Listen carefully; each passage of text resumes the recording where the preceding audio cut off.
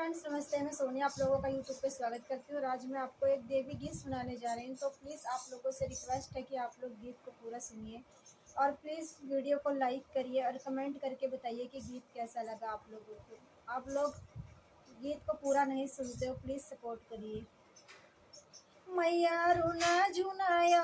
गई निमिया के तरे, देवी रुना झुनाया गई निमिया के तरे, मैया रुना झुनाया गई निमिया के तरे, मैया रुना झुनाया गई निमिया के तरे, निमिया के तरे मैया जेवना बनायो, निमिया के तरे मैया जेवना बनायो,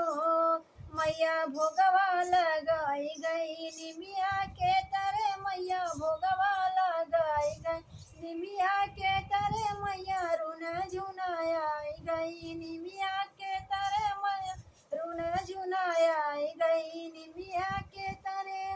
निमिया के तरे मैया कलसा भरायो, निमिया के तरे मैया कलसा भरायो,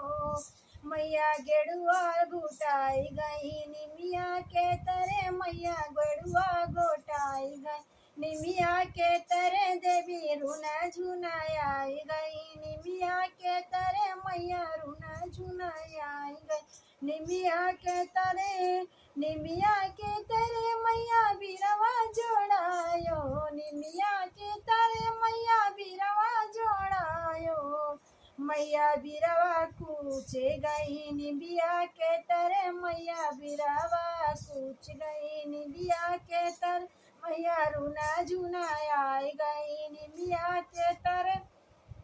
देवी रुना झुनाया गई निमिया के तरे,